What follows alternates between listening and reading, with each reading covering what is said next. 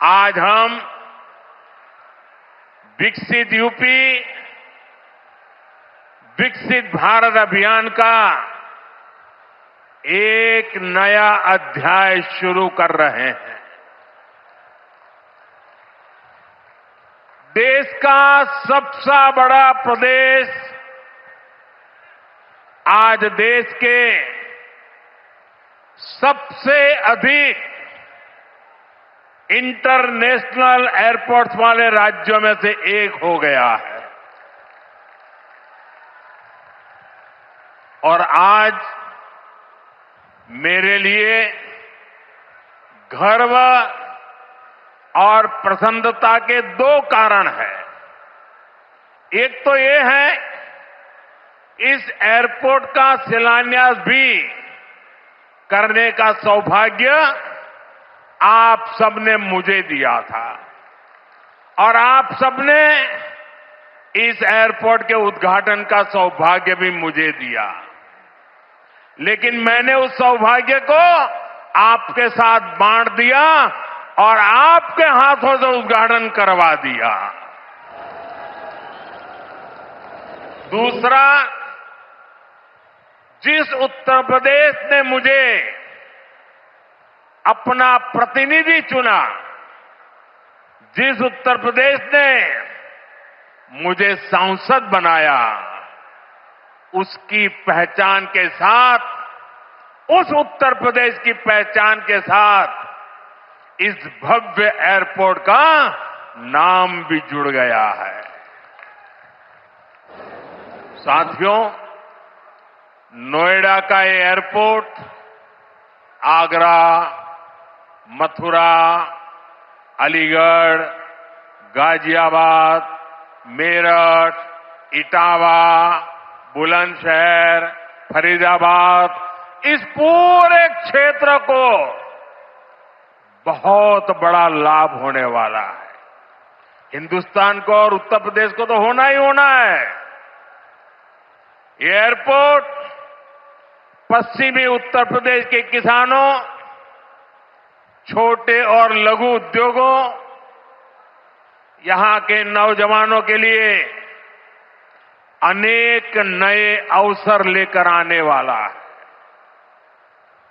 यहां से दुनिया के लिए विमान तो उड़ेंगे ही, साथ ही ये विकसित उत्तर प्रदेश की उड़ान का भी प्रतीक बनेगा।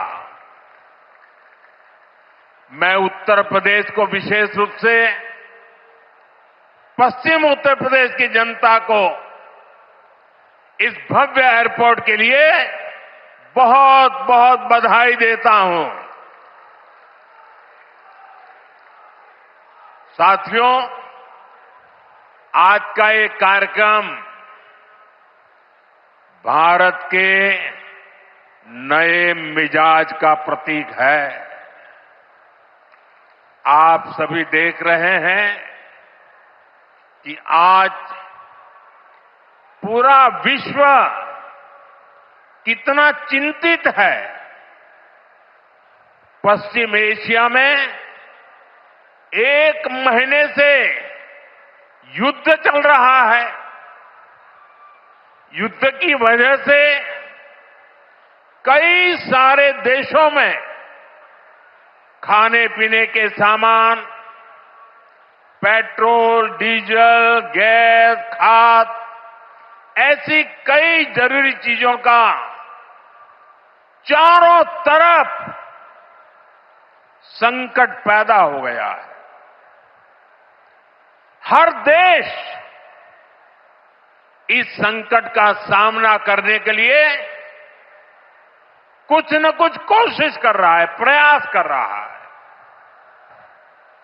और हमारा भारत भी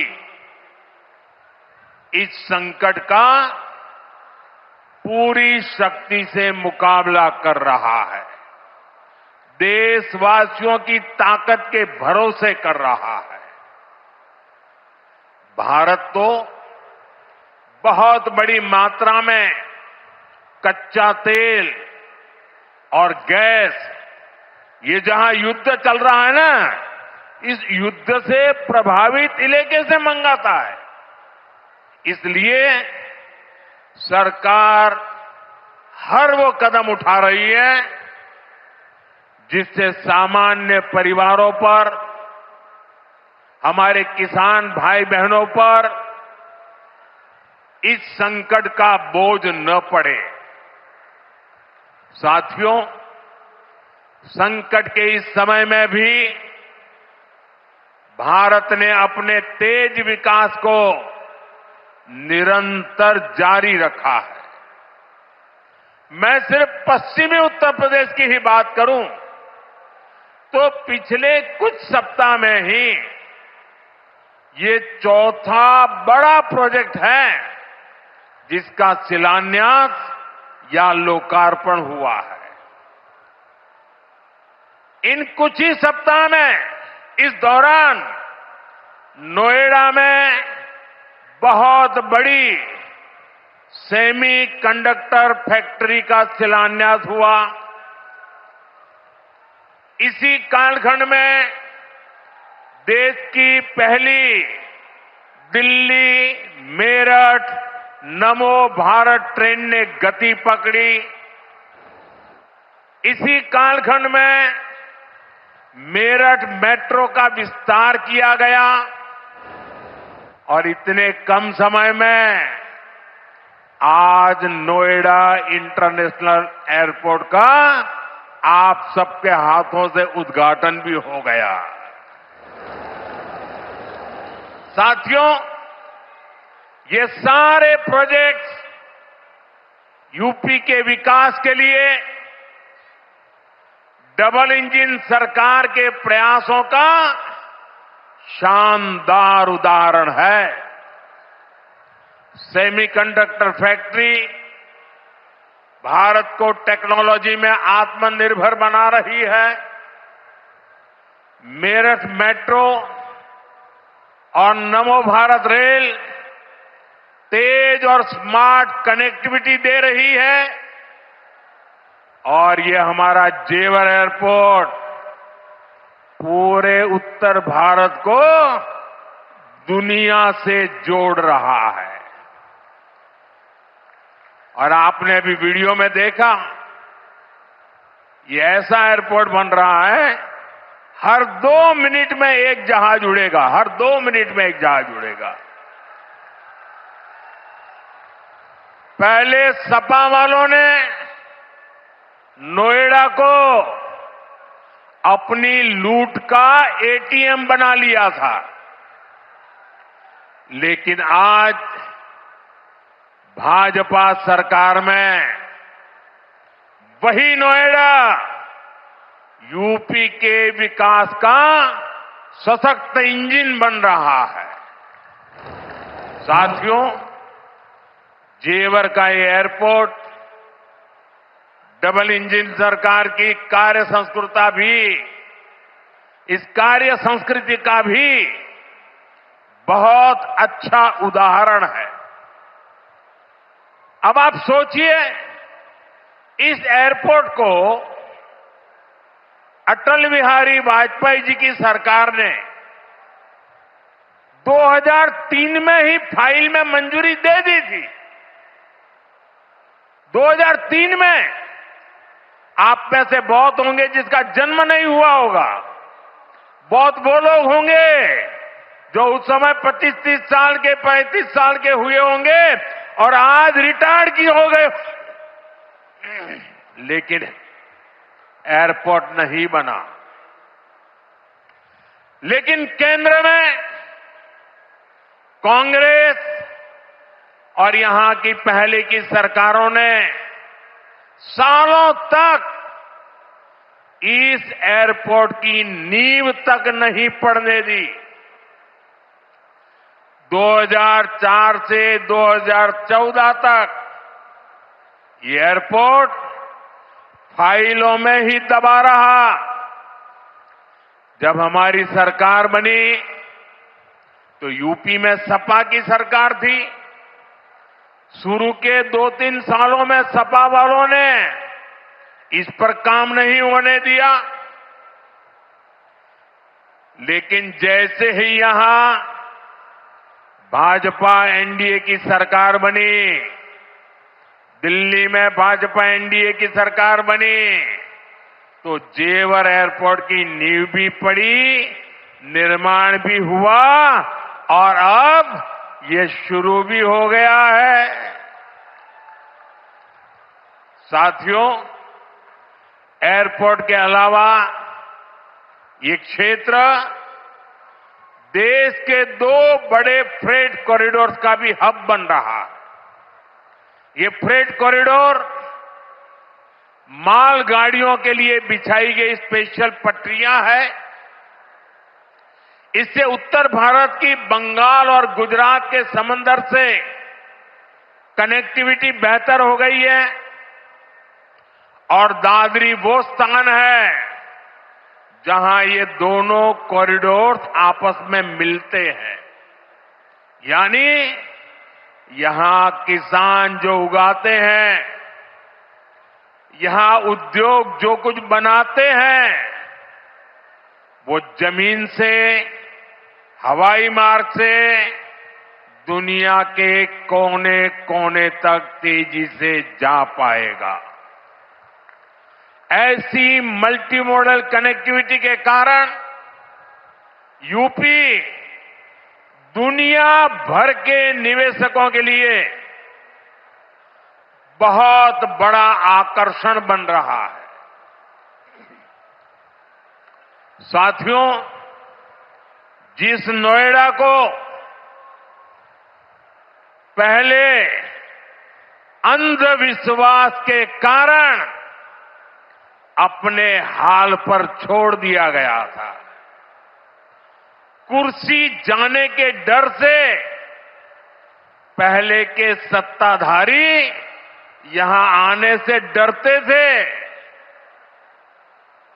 मुझे याद है यहां की सपा सरकार थी और मैंने नोएडा आने का कार्यक्रम बनाया, तो मुख्यमंत्री इतने डरे हुए थे कि वो उस कार्यक्रम में नहीं आए और मुझे भी डराने की लोगों ने कोशिश की कि नोएडा मत जाओ मोदी जी, अभी अभी प्रधानमंत्री बने हो। मैंने कहा इस धरती का आशीर्वाद लेने जा रहा हूं जो मुझे लंबे अरसे तक सेवा करने का मौका देगा।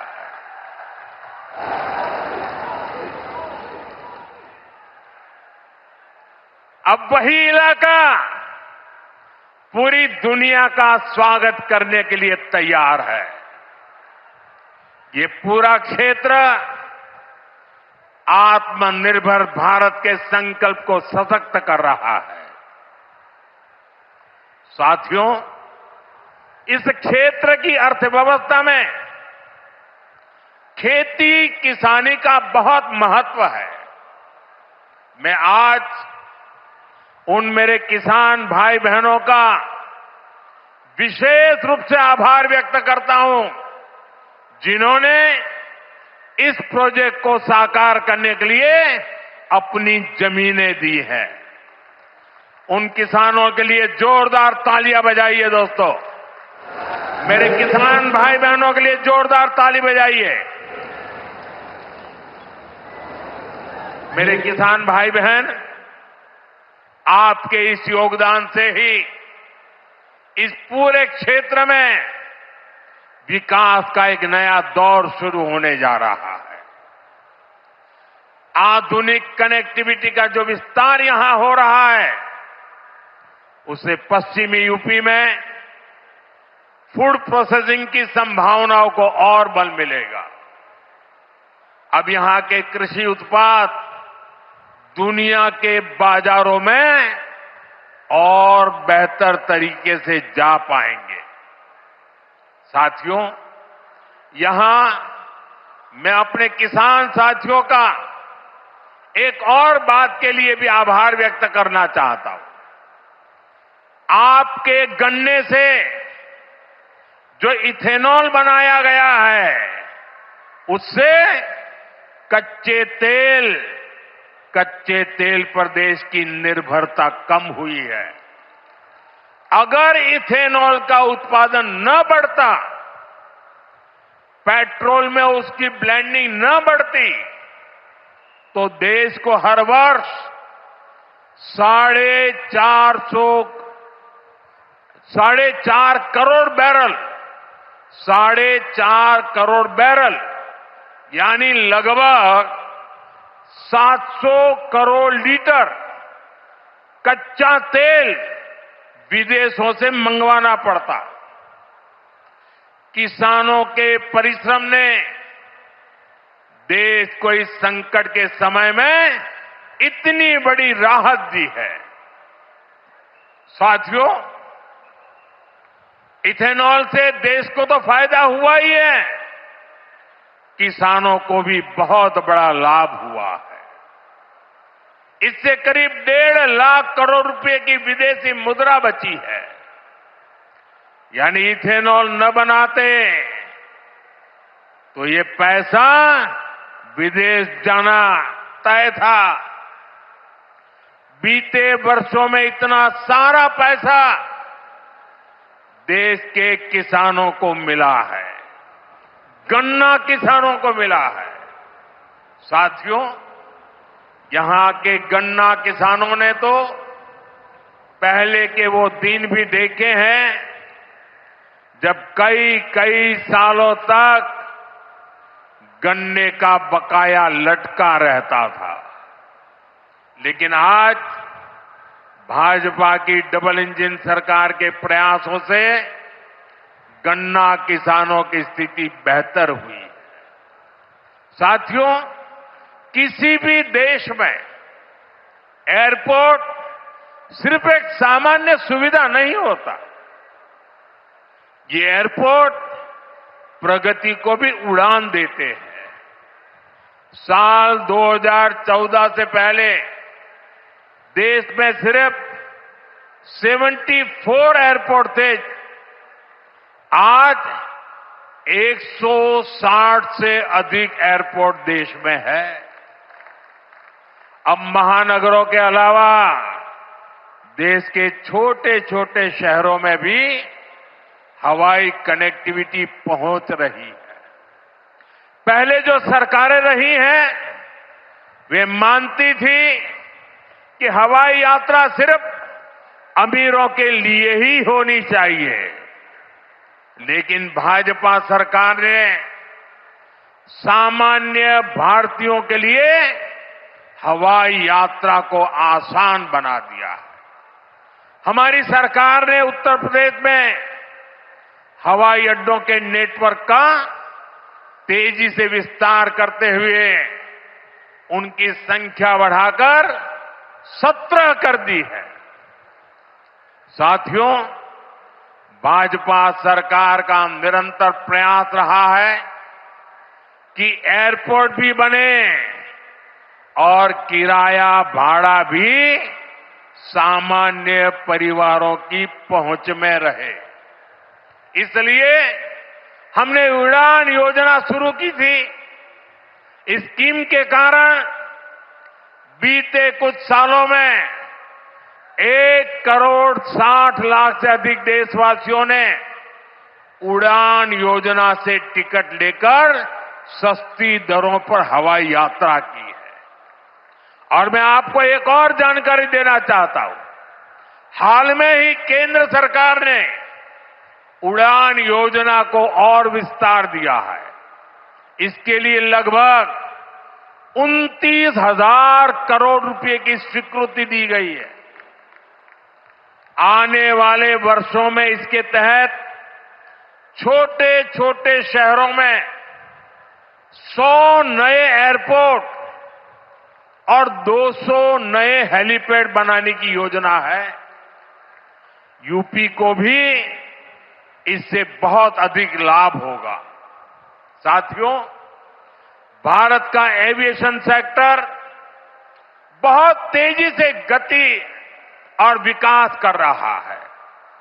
जैसे जैसे भारत में नए नए एयरपोर्ट बन रहे हैं, वैसे वैसे नए हवाई जहाजों की जरूरत भी बढ़ती जा रही है। इसलिए देश की अलग अलग एयरलाइंस ने सैकड़ों नए जहाजों के ऑर्डर दिए हैं।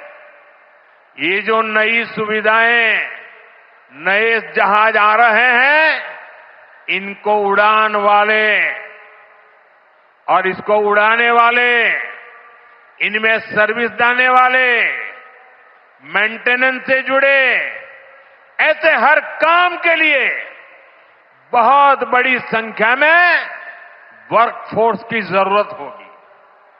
ये युवाओं के लिए बहुत बड़ा अवसर है। इसलिए हमारी सरकार एविएशन सेक्टर में ट्रेनिंग की सुविधाओं का भी विस्तार कर रही है। साथियों, आप जब अपनी कोई गाड़ी खरीदते हैं तो ये जरूर देखते हैं कि उस गाड़ी बनाने वाली कंपनी का सर्विसिंग सेंटर आसपास है या नहीं है। आप जानकर हैरान हो जाएंगे कि हमारे देश में हवाई जहाजों की सर्विसिंग यानी उनके मेंटेनेंस, रिपेयर एंड ओवरहॉल की पुख्ता व्यवस्था ही नहीं थी। भारत के 85 एयरपोर्ट 85% हवाई जहाजों को आज भी मेंटेनेंस, रिपेयर एंड ओवरहॉल यानी एमआरओ के लिए इस काम के लिए विदेश भेजना पड़ता है। इसलिए हमारी सरकार ने ठाना है कि एमआरओ सेक्टर में भी भारत को आत्मनिर्भर बनाएंगे। अब भारत में ही बहुत बड़े पैमाने पर एमआरओ सुविधाएं विकसित की जा रही है। आज यहां जेवर में भी एमआरओ सुविधा का शिलान्यास हुआ है। ये सुविधा जब तैयार हो जाएगी तो ये देश विदेश के विमानों को सेवा देगी। इससे देश को कमाई भी होगी, हमारा पैसा भी देश में ही रहेगा और युवाओं को अनेक रोजगार भी मिलेंगे।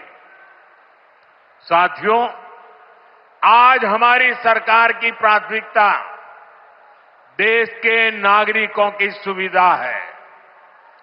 देश के नागरिक का समय बचे और उसकी जेब पर ज्यादा बोझ भी न पड़े, ये हमारा लक्ष्य है। मेट्रो और वंदे भारत जैसी आधुनिक रेल सेवाओं का इसी भाव से ही विस्तार किया जा रहा है। दिल्ली मेरठ नमो भारत रेल, इसका कितना फायदा हो रहा है ये भी हम सब देख रहे हैं। अभी तक नमो भारत 2.5 करोड़ से अधिक लोग सफर कर चुके हैं। दिल्ली मेरठ के जिस सफर में पहले घंटों लग जाते थे, अब वो सफर मिनटों में ही पूरा हो रहा है। साथियों, विकसित भारत के विकसित आधुनिक इंफ्रास्ट्रक्चर पर हमारी सरकार अभूतपूर्व निवेश कर रही है। बीते 11 वर्षों में इंफ्रास्ट्रक्चर का बजट 6 गुना से अधिक बढ़ाया गया है। इन वर्षों में 17 लाख करोड़ रुपए हाईवे और एक्सप्रेसवे पर खर्च किए गए। 1 लाख किलोमीटर से अधिक के हाईवे का निर्माण किया गया है। 2014 तक रेलवे में सिर्फ 20,000 किलोमीटर रूट का बिजलीकरण हुआ था, जबकि 2014 के बाद से 40,000 किलोमीटर से ज्यादा रेलवे ट्रैक का बिजलीकरण किया गया है। आज ब्रॉडगेज नेटवर्क का लगभग 100% बिजलीकरण हो चुका है। आज कश्मीर घाटी हो या नॉर्थ ईस्ट की राजधानियां, ये पहली बार रेल नेटवर्क से जुड़ रही है। पोर्ट यानी बंदरगाहों की क्षमता बीते दशक में 2 गुने से अधिक हुई है। देश में नदी जलमार्गों की संख्या भी लगातार बढ़ रही है। विकसित भारत के निर्माण के लिए जरूरी हर क्षेत्र में भारत तेजी से काम कर रहा है। साथियों, विकसित भारत बनाने के लिए सबका प्रयास बहुत जरूरी है। ये आवश्यक है कि 140 करोड़ देशवासी कड़े से कड़ा परिश्रम करें और वैश्विक संकटों का एकजुट होकर सामना करें। अभी जो युद्ध चल रहा है, इससे पैदा हुए संकट का सामना कैसे करना है, इसके बारे में मैंने संसद में भी विस्तार से बताया है। मेरी कल देश के सभी मुख्यमंत्रियों से भी लंबी चर्चा हुई है और बड़ी सकारात्मक चर्चा हुई है। मैं आज आप सभी जनता जनार्दन से फिर कहूंगा, मैं देशवासियों से फिर से कहूंगा, हमें शांत मन से, धैर्य के साथ, एकजुटता के साथ, मिलजुल करके इस संकट का सामना करना है। ये पूरे विश्व में परेशानी पैदा करने वाला संकट है। हमें अपने देश की सबसे ज्यादा चिंता करने है और यही हम भारतीयों की सबसे बड़ी ताकत है। मैं यूपी के, देश के सभी राजनीतिक दलों से भी आग्रहपूर्वक कहना चाहता हूं, विनती पूर्वक कहना चाहता हूं, इस प्रकार के संकट में ऐसी बातें करने से बचें जो देश के लिए नुकसानदायक है, जो भारतीयों के हक में है, जो भारत के हित में है, वही भारत सरकार की नीति और रणनीति है। राजनीति के लिए गलत बयानबाजी करने वाले राजनीतिक बहस में तो कुछ नंबर पा लेंगे, लेकिन देश को नुकसान पहुंचाने वाली हरकतों को देश की जनता कभी माफ नहीं करती। कोरोना के महासंकट के दौरान भी कुछ लोगों ने अफवाहें फैलाई, वैक्सीन को लेकर झूठ बोले ताकि सरकार का काम मुश्किल हो, देश को नुकसान हो। परिणाम क्या हुआ? जनता ने चुनावों के दौरान ऐसी राजनीति को नकार दिया, ठुकरा दिया। मुझे पूरा भरोसा है कि देश के सभी राजनीतिक दल भी इससे सबक सीखेंगे और देश के एकजुट प्रयासों को वो बल देंगे, ताकत देंगे। इसी आग्रह के साथ एक बार फिर से उत्तर प्रदेश को इस शानदार एयरपोर्ट के लिए बहुत बहुत शुभकामनाएं। मेरे साथ बोलिए, भारत माता की वंदे वंदे वंदे वंदे वंदे वंदे वंदे वंदे वंदे। बहुत बहुत धन्यवाद।